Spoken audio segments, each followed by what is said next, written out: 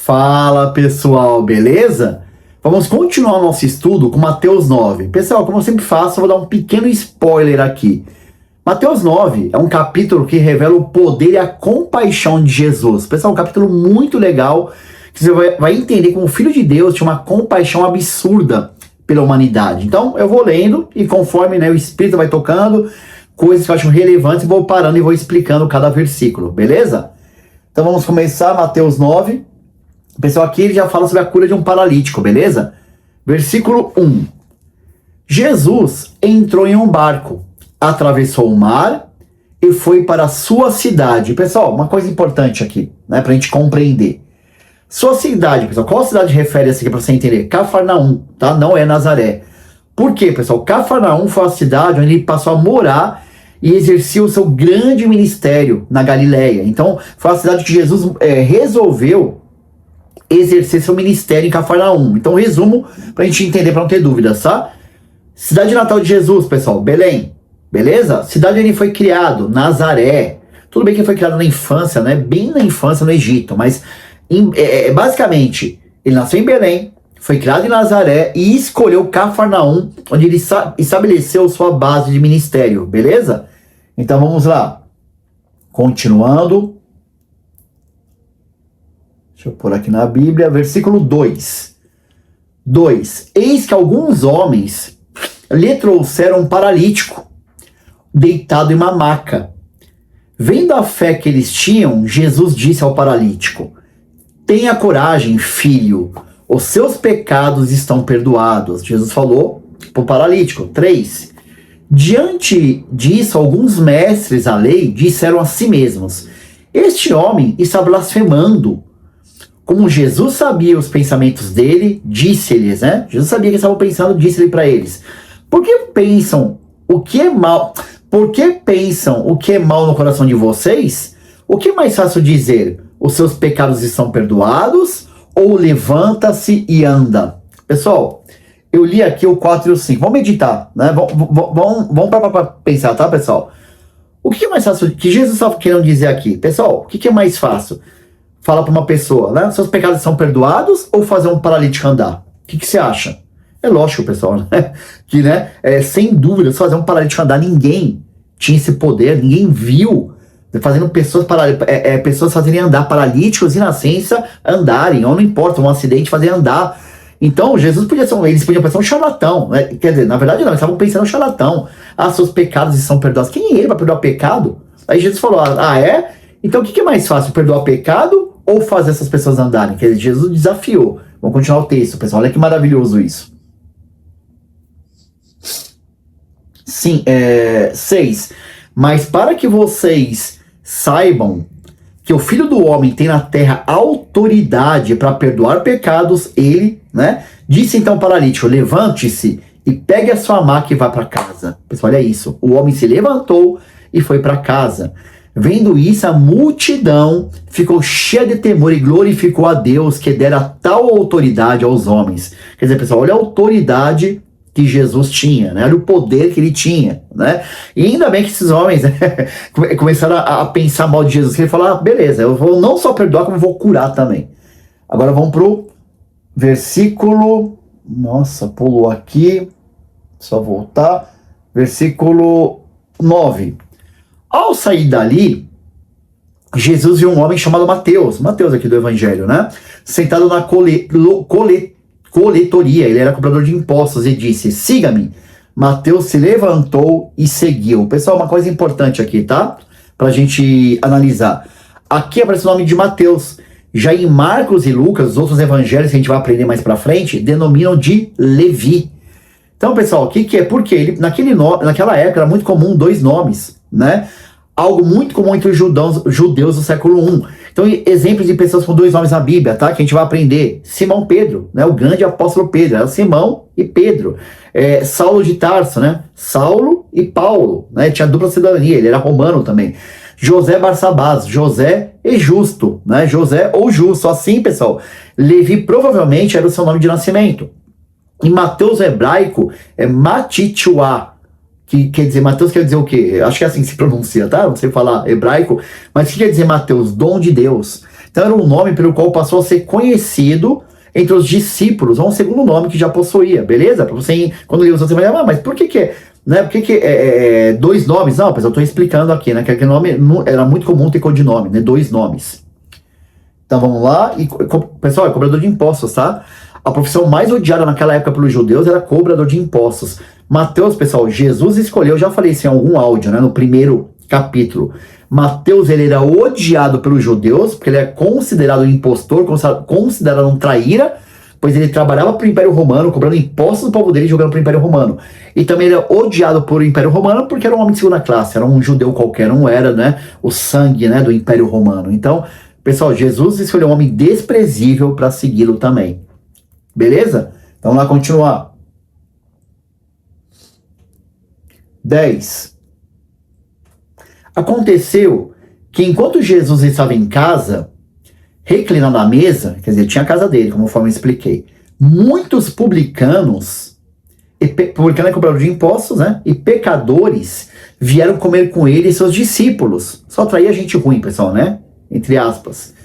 Vendo isso, os fariseus perguntaram aos discípulos dele, de Jesus, por que o mestre de vocês come com publicanos e pecadores? Pessoal, isso aqui é lindo e maravilhoso. Eu vou tentar explicar aqui. Pessoal, os fariseus, eles não entendiam a atitude de Jesus em assentar na mesa com pessoas consideradas por eles amaldiçoadas, né? Tinha muito preconceito, indignas de perdão e de misericórdia divina. Os fariseus, né, a alta classe religiosa não entendia isso. O fato de comer com elas, pessoal, não significava que Jesus concordava com a vida errada, com o estilo de vida delas, né? Que elas levavam, mas mostrava o seu profundo desejo de salvá-las. Pessoal, como que você vai ajudar alguém sem relacionamento? Como? É impossível. Eu fico muito desconfiado desses grandes pastores que pregam para milhões de pessoas, mas não tem tempo para ouvir uma pessoa. Pessoal, Jesus não foi assim. Jesus, ele andava com multidões, mas quando era necessário, ele conversava só com as pessoas. Hoje ninguém tem tempo para nada. Mas um bom pastor tem que ter um tempo, como Jesus tinha. Então, pessoal, com esse gesto em relação aos pecadores, né? Jesus deixou muito claro a sua missão. Ele veio para os excluídos, os perdidos, desprezados, né? A fim de perdoá-los e reconciliar com Deus. Isso é maravilhoso, pessoal, né? Só que a alta classe religiosa não entendia. Porque eles esperavam, eu já falei isso várias vezes, o Messias para eles seria um rei político, como Davi, como Salomão, um homem importante, né, de terno e gravata, homem muito bem vestido, com seu turbante, sua roupa religiosa, dando tapinha nas costas dos poderosos. Então a elite fala, não, o Messias tem que ser da elite. E o homem é muito mais político do que misericórdia, do que amor. Então, até hoje, pessoal, né, os políticos enganam muito, eles querem ser político, mas Deus quer algo muito mais profundo, uma transformação espiritual, que política, pessoal, não resolve nada. Logicamente que ela ajuda, é importante ser politizado, mas na verdade a condição do homem é espiritual. A prova disso, por exemplo, o Japão, um país muito rico, e o índice de depressão é muito grande. Onde eu quero chegar? O dinheiro não resolve tudo, pessoal. O dinheiro é bom, ele serve nós, é muito bom para servir, só que a resposta do homem para todas essas angústias é o Espírito do Criador. Por quê, pessoal? Deus é Espírito. Nós somos feitos pelo Pai. É que nem você pegar, vamos pegar um exemplo aqui. Você pegar um carro a gasolina, só gasolina e colocar álcool. Não vai andar, pessoal. E nós somos a mesma coisa. Sem o Espírito de Deus, a nossa vida não vai, trava, entendeu? A plenitude, pra gente voar com Deus, que igual diz Hebreus 12, né? Correr com perseverança é com o Espírito Santo. Mas vamos lá. Onde eu parei? Vamos pro 13. Pessoal, espero que vocês estejam gostando, tá? Né, a gente vai parando e vai tentando explicar alguns versículos, né? Tentar de forma mais minuciosa, né? Deixando a escritura mais interessante. 13. Olha o que Jesus fala. Tô andando só com gente ruim? Vão e aprendam o que significa isto. Desejo misericórdia, não sacrifícios. Pois eu não vim chamar justos, mas pecadores. Por que ele falou misericórdia, não sacrifício? O religioso ele quer ficar sacrificando animal, sacrificando. E Deus não quer isso. Deus quer o quê? Relacionamento, misericórdia, trocar ideia, conversar com os pecadores, para eles conhecerem a glória de Deus e todo mundo crescer espiritualmente. Né? Ele veio chamar né? Ele veio chamar os pecadores, os piores. Então a gente tem que se relacionar aos olhos do mundo, os piores, para trazer a graça de Deus, né? O amor dele para todas as pessoas. Beleza? Então, pessoal, e outra, né? Tem muita gente, dinheiro nessas horas espirituais não quer dizer nada. Porque eu vou te falar, Tem gente hoje na favela dormindo muito melhor do que gente em mansões, porque é uma paz espiritual, não é de dentro para fora, não é de fora para dentro, é de dentro para fora, é algo espiritual. Continuando então, 14. Aqui Jesus é interrogado sobre o jejum, dá para você entender. Então os discípulos de João vieram perguntar-lhe. João, primo de Jesus, tinha discípulos e perguntaram para ele: por que nós, né, o discípulo de João e os fariseus jejuamos, mas teus discípulos não jejuam? Jesus respondeu. Sabe que Jesus é contra o jejum, pessoal? Vamos ver o que ele vai falar. Como podem os convidados no noivo ficar de luto enquanto o noivo está com eles? Virão dias que quando o noivo lhe será tirado, então jejuarão. Pessoal, o que ele está falando aqui? Agora, meu noivo, eu sou o noivo, né? Eu sou filho de Deus, estou com eles aqui. Né? Ele quis dizer o quê? Eu tenho 3 anos de missão, não vai dar tempo de jejuar, não. Né? Qual que foi o propósito de Jesus? Você vai entender mais pra frente, tá? Mas qual foi o propósito de Jesus nos 3 anos? Ensinar a palavra de Deus, ensinar princípios espirituais, ensinar a verdade. Então ele não podia ter tempo de ficar perdendo, não. Ele tinha que pegar o tempo dele e multiplicar o conhecimento para os 12 discípulos extremamente limitados e mudar toda a humanidade. Então ele falou: agora não vai precisar jejuar, não. Eu tô com eles. Mas chegará o dia, né, quando o noivo for tirado, quando ele for tirado, que vai precisar de jejum. Que nem eu, jejum direto, a igreja. Se você é um filho de Deus, você tem que jejuar, pessoal. Por que é o jejum? O jejum, você mata a vontade da carne, né? Você tira algo que você gosta, você tira um alimento. Por exemplo, o jejum Daniel, é só vegetais e legumes, né? Verduras, por exemplo, né? Ou você tira algo que você... uma refeição no dia, por exemplo, o café da manhã, o almoço ou jantar, e ora, porque jejum... sem oração e regime. Eu não tô falando de regime, não, tá? Tudo bem que ajuda a emagrecer, mas não tô falando disso. Aí você tira algo que você gosta e começa a orar, porque você fica mais sensível à voz de Deus, pessoal. Quando você mata a sua carne, os desejos da carne, e anda em santidade, busca, começa a orar, é mais fácil você ouvir a voz do Espírito Santo, a voz de Deus. Quanto mais você morrer para esse mundo, mais você ouve a voz do Espírito Santo. O jejum é maravilhoso nesse sentido, nesse aspecto, entende? É muito importante, é o que eu sempre falo. Você não vai comer 2 quilos de feijoada e vai orar. Não, você vai dormir, pessoal. O corpo vai ficar preguiçoso, vai dar aquele sono. Não, então, é uma vida espiritual, uma constante para quem tem relacionamento com o Pai. Beleza? Vida espiritual, jejum, oração, santidade. Então vamos continuar. Onde eu parei? 16. Ninguém põe... Olha que interessante isso. Olha que legal isso aqui, pessoal. Olha que Jesus fala. Ninguém põe remendo de pano novo em roupa velha, pois o remendo forçará a roupa, tornando pior o rasgo. Nem se põe vinho novo em odres velhos. Se eu fizer, os odres se romperão. O vinho se derramará e os odres se estragarão. Ao contrário, põe vinho novo em odres novos e ambos conservam. Pessoal, deixa eu te explicar isso aqui para você entender, tá? Isso aqui é muito claro. Os odres, pessoal, o que eram os odres? Eram recipientes feitos com pele de animais, normalmente pele de cabra, né? Os odres, é tipo um cantil, para armazenamento e transporte de vinho e de outros líquidos, beleza? Colocava lá, nos odres, tipo um cantil, como eu disse. E naquela época, assim, pessoal, assim que produzido o vinho, era colocado em um odre novo, para que não se rompesse pela pressão. Se você colocasse um vinho no odre velho, né, já velho, ele ia fermentar, né? Ia ter o processo de fermentação e ia romper. Então, vinho novo, Jesus está falando, tem que representar o quê? As boas novas salvação, um novo estilo de vida. Jesus acabou com o Velho Testamento, a Velha Aliança. Os odres velhos é a Velha Aliança, agora veio um vinho novo, né? Representa o quê? A salvação trazida pelo Senhor Jesus Cristo. Então, as pessoas eram ensinadas, pessoal, a guardar tradições. Até Jesus, o judeu guardava o quê? Tradição e costumes religiosos, né? Através das escrituras, do relatos orais, mas para alcançar a misericórdia, pessoal, eles queriam alcançar a misericórdia, mas através de apenas tradições, costumes religiosos, mas continuavam sujos por dentro. E somente um novo coração, quer dizer, um novo odre, que a parte de Jesus, pessoal, é capaz de entender a vontade divina e receber a nova vida, né? Então, o que é odres novos? Você vai receber um novo coração, a palavra fala, né? Deus derramou o seu amor em nossos corações pelo Espírito Santo. Então tudo mudou, pessoal. Você vai aprender em Hebreus, a carta Hebreus, o autor de Hebreus fala que o Velho Testamento é sombra do que viria, é sombra do Novo Testamento. Quando os judeus estão lendo o Velho Testamento, aí escama nos olhos, eles são mortos. E esse véu, essas escamas só é tirado com o Novo Testamento. Então a nossa realidade é o Novo Testamento. A sua rendição, pessoal, a sua liberdade somente no Evangelho. Pessoal, nunca foi religião, nunca foi religião. Jesus está acabando, os odres novos não é religião.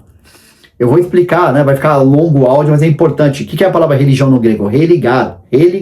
O homem a Deus, tá? O homem tentando buscar Deus, mas nunca. O evangelho é totalmente oposto disso. Deus se fez homem, mandou o filho dele em nosso lugar, ele mandou o filho dele aqui, ele tomou a iniciativa, mandou seu filho aqui para morrer pelos nossos pecados e mostrar a verdade. Então o evangelho quer dizer boas notícias, é isso que eu estou te falando, uma boa notícia, você não precisa fazer nada, precisa de religião, você precisa ter um relacionamento com o Filho de Deus. Assim como o Filho de Deus tinha relacionamento com prostituta, ladrão, cobrador de impostos, nós temos que ter com o Pai e com todos para multiplicar a nossa família espiritual. Pessoal, isso é maravilhoso, isso é o verdadeiro evangelho, beleza? Então vamos lá. Legal essa parte de odres, né? Roupa velha. Você não vai pegar roupa velha, né? Por coisa nova, não. Põe uma roupa nova, né? Que é muito mais confortável e é a verdade, né? Que significa o evangelho. Vamos lá, 18. Deixa eu pular aqui. Pronto. Aqui, pessoal, tem um milagre maravilhoso. Agora vamos para a parte de milagres desse capítulo.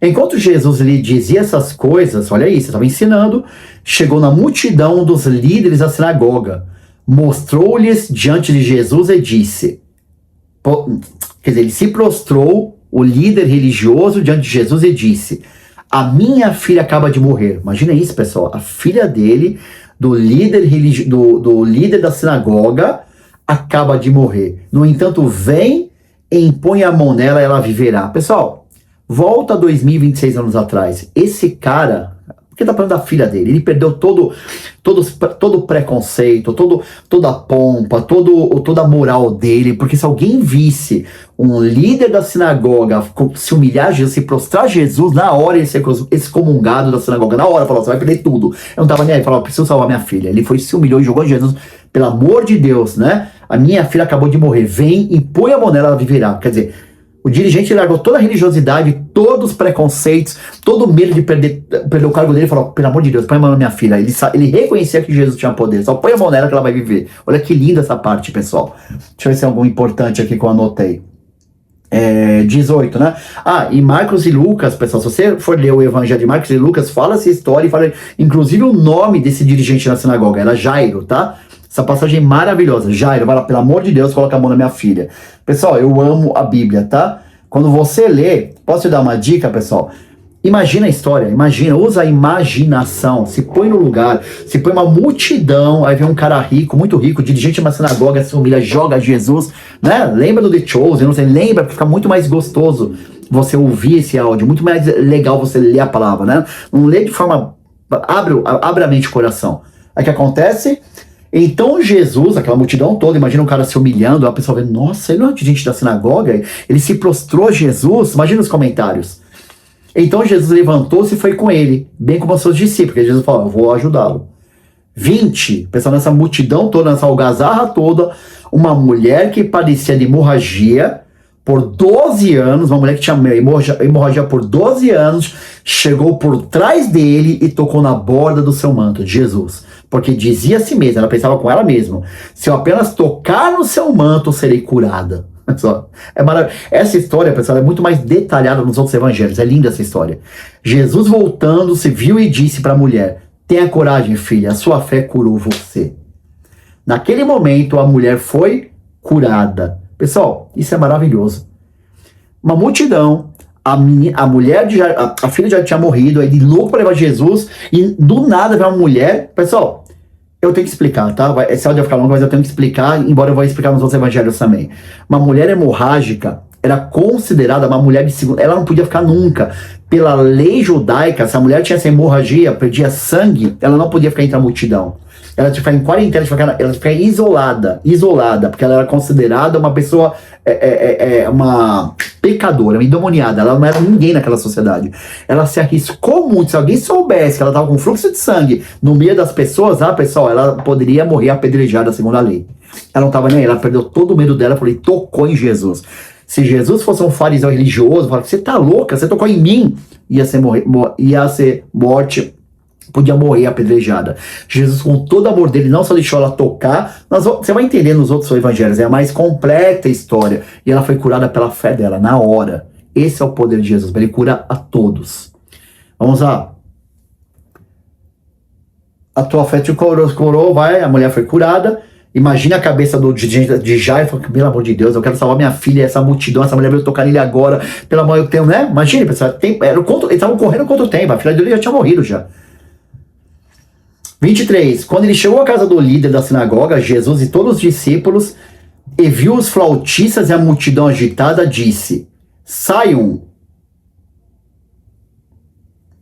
a menina não está morta, mas dorme. Jesus falou, saiam, a menina não está morta, mas dorme. Deixa eu ver. É isso. Todos começaram a rir de Jesus, todos começaram a rir dele. Pessoal, deixa eu falar uma coisa importante aqui, que é para você entender todo o contexto, tá? Fala que tinha flautistas na cidade, pessoal, eram músicos alugados para tocar nas cerimônias de luto. Já tava rolando o luto lá da menina, tá? E outra coisa importante, pessoal, fala multidão agitada. Naquela época, no costume judaico, eles alugavam numa cerimônia de morte, né? De velório. Existiam as pessoas chamadas carpideiras, eram pessoas alugadas, mulheres alugadas para chorar e lamentar. Então, as carpideiras iam, pagavam para ela para chorar, para se lamentar a morte do ser. É engraçado até, né? Mas isso aí era comum na época, tá? Segundo os estudiosos, era muito comum. E já estava rolando, já estava no velório já, pessoal. Realmente tinha morrido. Vamos lá. 24. Não sei porque isso aqui fica pulando. 24. Sai, a menina não está morta, mas dorme, Jesus falou, né? Todos começaram a rir dele, beleza. Depois que a multidão se afastou, ele tomou... O pessoal aqui tá resumindo, tá? Nos outros evangelhos é muito mais legal. Ele entra, acho que o Pedro, João e Tiago, se não me engano, se não estiver falando besteira, ele fala, ó, todo mundo sai fora, só vai entrar eu, os discípulos mais próximos, o pai e a mãe da menina, todo mundo, mas aqui ele tá resumindo. Ele entrou, tomou a menina pela mão e ela se levantou. Na hora, ele foi lá, mas nos outros evangelhos fala, né, que ele tirou todo mundo do quarto, foi lá e levantou a menina. Quer dizer, ressuscitou. Glória a Deus, pessoal. A notícia desse acontecimento espalhou-se por toda aquela região. Jesus começou a ficar super famoso. Ressuscitou a filha de Jairo, a filha de a filha de um centurião romano, um homem com muito poder naquela época. 27. Quando Jesus saiu dali, 2 cegos o seguiram clamando. Imagina, os cegos viram, né? Ficaram ouvindo, não viram porque não viram, mas ficaram ouvindo o milagre e falou: Filho de Davi, tem misericórdia de nós. 2 cegos. Pessoal, uma coisa importante aqui, tá? Cegos. O profeta Isaías, eu tenho um estudo do Velho Testamento, tá? Se você quiser, só mandar para mim um direct, não sei, manda uma mensagem no vídeo, eu posso te mandar. Eu tenho um estudo todo do Velho Testamento. Não tem em vídeo, mas tem em áudio. Mas Isaías, pessoal, o profeta Isaías no Velho Testamento, ele predisse a cura dos cegos na era messiânica. Ele falou, ó, em Isaías 35, ele falou, vai vir um Messias e vai curar vários cegos. Então já foi predito pelo profeta, tá? E quando fala filho de Davi, é um título judaico popular do Messias vindouro, beleza? Então vamos lá, 28. Quando ele entrou em casa, os cegos se aproximaram e ele perguntou, tem misericórdia de nós. Quando ele entrou em casa, os cegos se aproximaram e ele perguntou, ele lhes perguntou para os cegos, vocês creem que eu sou capaz de fazer isso? Legal, né? Jesus perguntou. Eles responderam, sim, Senhor. Então tocou nos olhos dele e disse, que seja feita segundo a fé que vocês têm. Pessoal, você tem que ter fé também. Para a gente receber o milagre, nós temos que ter fé também. Beleza? 30. A visão deles foi restaurada, tinham fé. Jesus, porém, os advertiu severamente.